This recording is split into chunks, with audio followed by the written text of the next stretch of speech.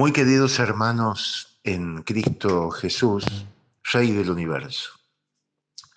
En el día de hoy, 25 de mayo, se recuerdan los 210 años del movimiento de mayo de 1810. Y digo movimiento de mayo porque no tuvo nada que ver con una revolución. Lamentablemente, la falsificación de la historia argentina, la tergiversación de la historia patria con inocultables objetivos políticos, culturales y sociales, realizados en primer lugar, llevados adelante en primer lugar por el liberalismo de fines del siglo XIX y buena parte del siglo XX, han sido continuados luego por el marxismo, hasta llegar, obviamente, a la actualidad.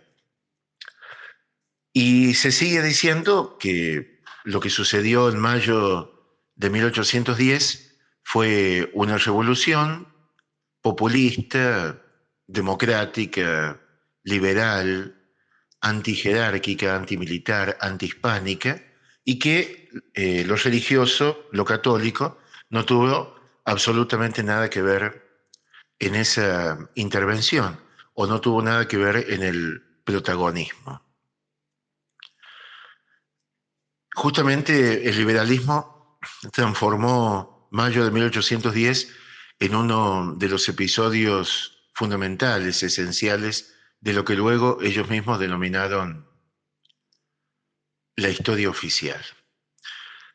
Por ello, luego de una importante cantidad de estudios rectificadores de esta tergiversación, de esta falsificación, de una importante cantidad de estudios que refutaron de una manera inapelable esta mentira histórica llevada adelante por el revisionismo histórico argentino, bien nacionalista y católico.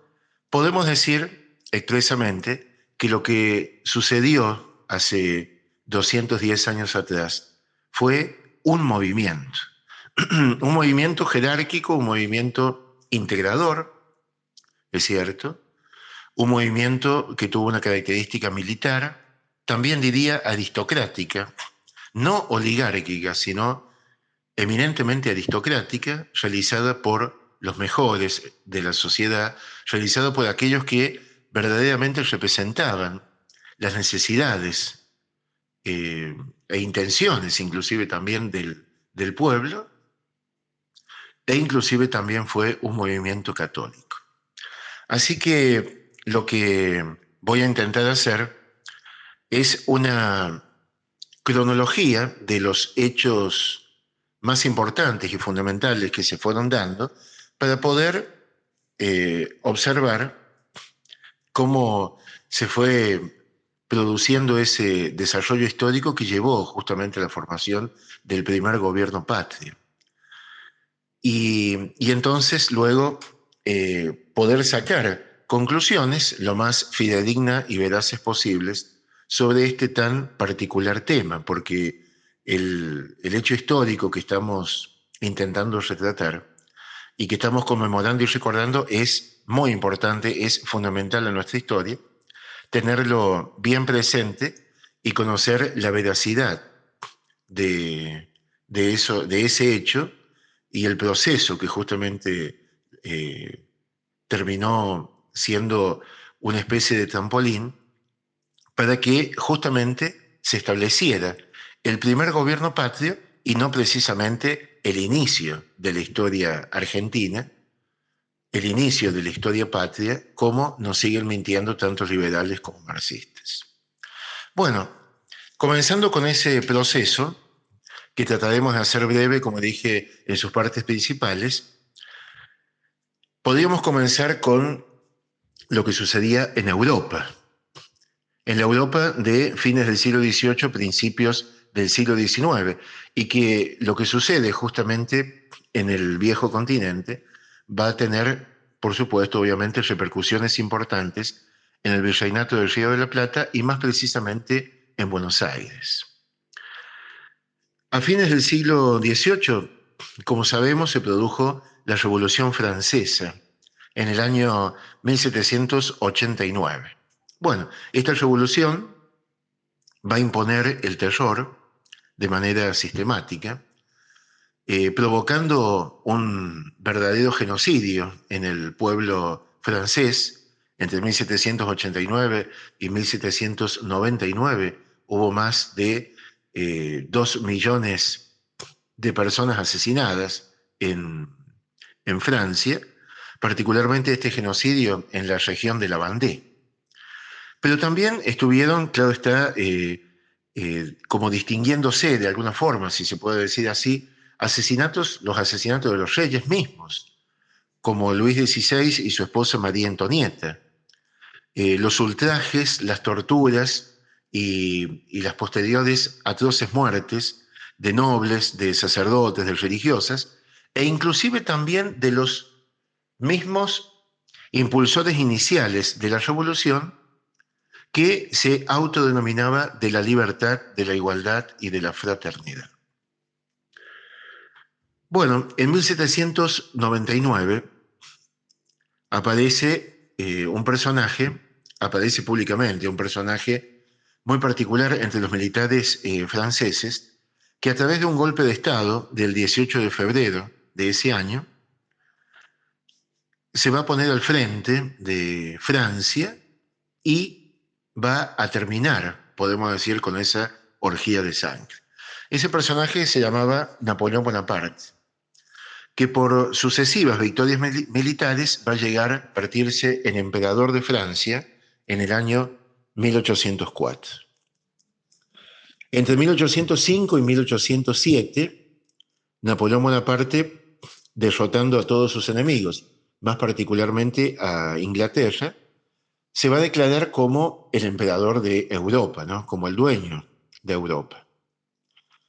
Y a través de lo que se denominó la Paz de Tilsit, que es un lugar fronterizo del este de Europa, fronterizo con Rusia, va a determinar invadir una nación que los franceses desde hace mucho tiempo atrás, o sea, reyes franceses anteriores a Napoleón Bonaparte, tenían la intención de invadir, tomar y posesionarse justamente de ese país que había sido siempre su archirrival y que siempre los había derrotado, y que ahora Napoleón Bonaparte tenía la inmensa posibilidad de poder invadirlo y apropiarse de ese territorio.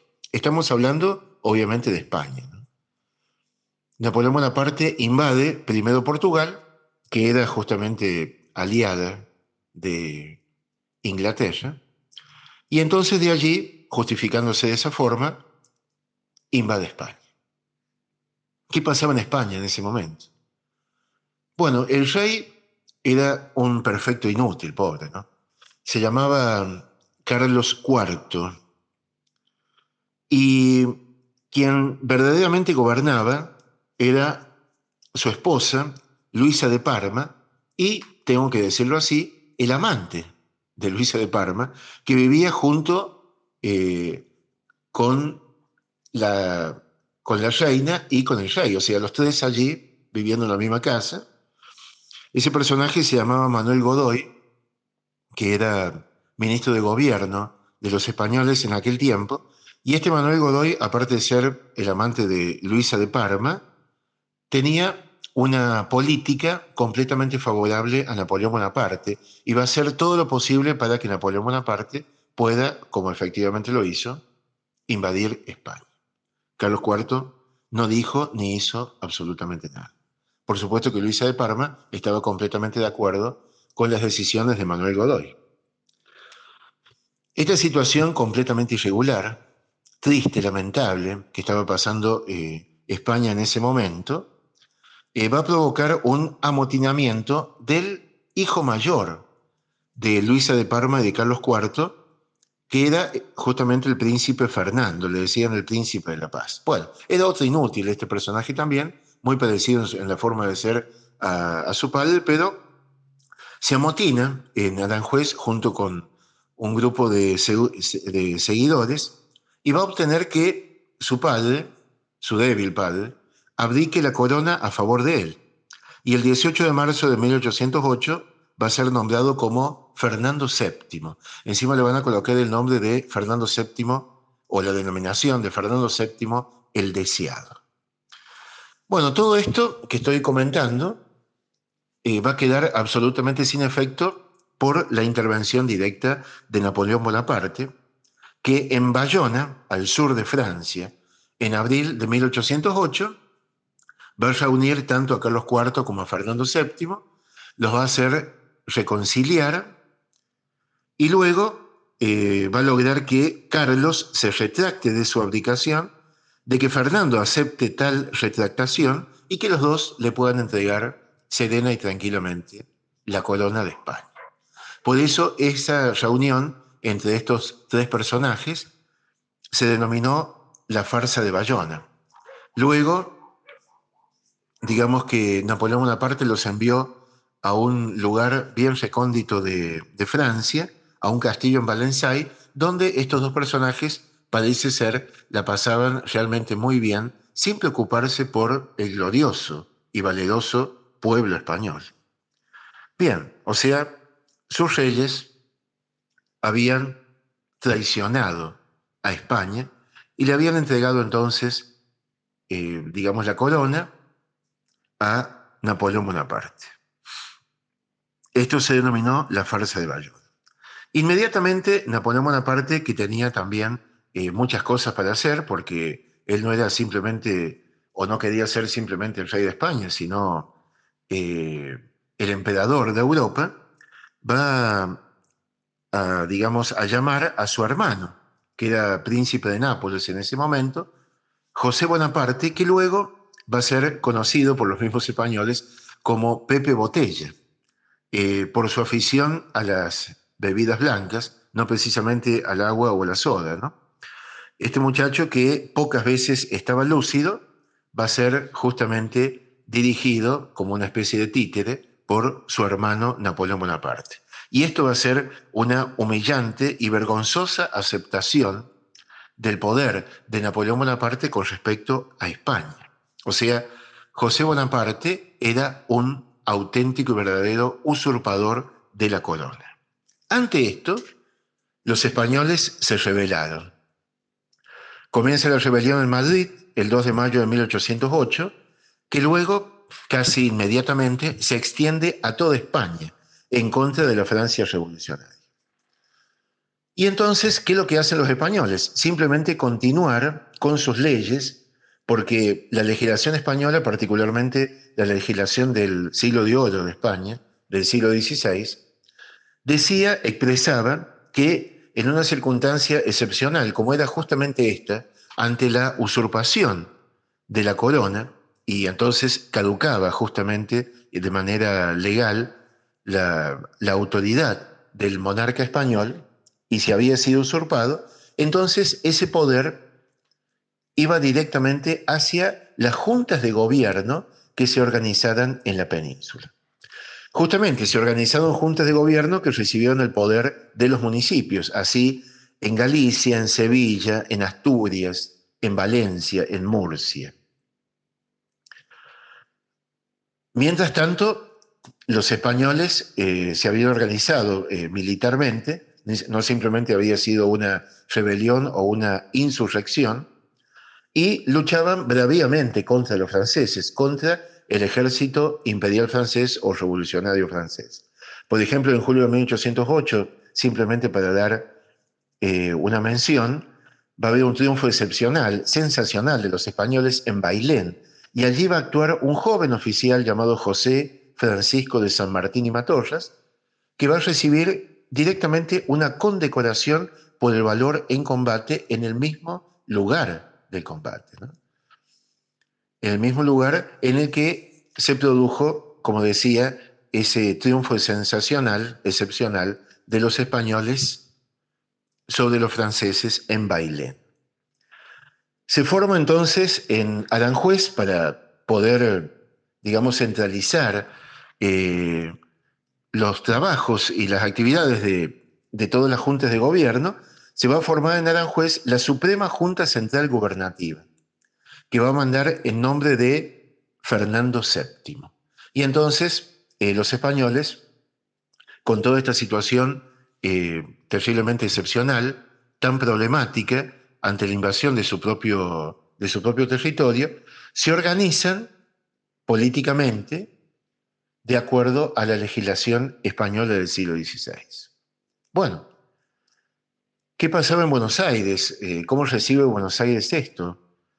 ¿Cómo recibe todo esto que acabo de comentar el virreinato del Río de la Plata? La guerra de los españoles contra Francia va a encender los ánimos contra Napoleón Bonaparte y la Francia revolucionaria.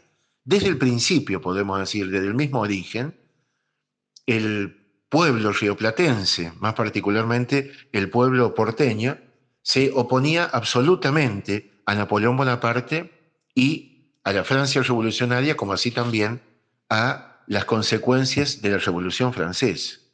Y eso está perfectamente documentado justamente por los mismos testimonios de la época. Y esto ha sido una de las grandes mentiras del liberalismo, hacer relacionar o coincidir la supuesta Revolución de Mayo con la Revolución Francesa. Absolutamente nada que ver. Justamente por eso, porque existían ánimos muy opuestos a Napoleón Bonaparte, a Francia y a la Revolución, se va a provocar una creciente suspicacia contra Santiago de Liniers, que era de origen francés, pero que era el virrey interino en ese momento y aparte un héroe de las invasiones inglesas, ¿no?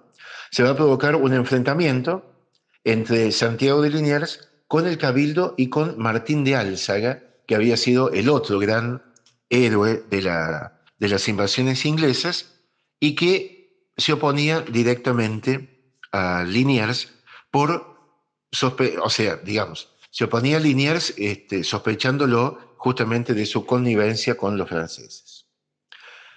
El 12 de agosto de 1808, Liniers hace jurar lealtad a Fernando VII como rey legítimo y de esa manera tratar de blanquear su propia situación, su propia circunstancia, públicamente al pueblo porteño y a todo el virreinato, ¿no? De todas maneras, Álzaga seguía sin confiar en Liniers y va a preparar una revolución que va a estallar el 1 de enero de 1809. Bueno, esta revolución va a ser disuelta pacíficamente, pero con firmeza, por aquel personaje que, por lo menos en ese momento, era reconocido como el líder, el auténtico líder del pueblo porteño. Estoy hablando del jefe de patricios, el teniente coronel Cornelio Saavedra. Ante esta situación, Liniers, que podría haber tranquilamente fusilado a Álzaga y a todos aquellos que habían realizado esa revolución, ese amotinamiento contra su propia autoridad, va a deportar a los principales cabecillas, a Carmen de Patagones, de donde los va a terminar rescatando Francisco Javier de Lío, español, que era gobernador de Montevideo. Volviendo a España, ¿qué estaba sucediendo en la península? La Junta de Gobierno de Aranjuez, que como habíamos dicho era la Suprema Junta Central Gubernativa, se va a trasladar a Sevilla con el mismo nombre, ¿no? Pero ante el incontenible avance de Napoleón Bonaparte, porque ya Napoleón había vuelto para ese momento a la península, a España, y lideraba el ejército francés, y bueno, y la verdad que realizaba u obtenía triunfos tras triunfo a nivel militar, por supuesto, e inclusive también logrando hasta increíble ciertas alianzas con algunos grupos de españoles, con algunos municipios. Ante ese incontenible avance de Napoleón Bonaparte, la Junta Central de Sevilla se va a disolver. Y esto fue a principios de 1810.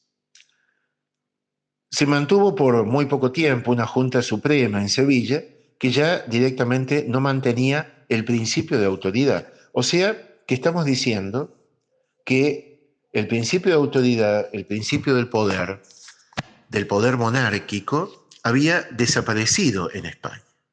¿Y qué es lo que decía la legislación española ante ese caso absolutamente excepcional? Si efectivamente había desaparecido el poder y la autoridad del monarca español, como así también había desaparecido, digamos, el poder o la representación de ese poder en la Suprema Junta Central, en el lugar en donde se encontraba en España, ¿a dónde se dirigía entonces ese poder? ¿En quién caía ese poder? En juntas que se organizaran, obviamente, fuera de España y en los lugares que España también reconocía, no como colonia, sino como territorios, prácticamente inclusive nacionales, como podía ser cualquier lugar de España, como provincias españolas de ultramar que formaban parte, claro está, del Imperio Español. O sea que América tenía la inmensa oportunidad de mantener el poder de la corona española a través de la formación de juntas. Bueno, bien, eso es lo que decía la legislación de ese momento. Y los rioplatenses entendieron muy bien esta circunstancia, esta situación, y así efectivamente la llevaron adelante.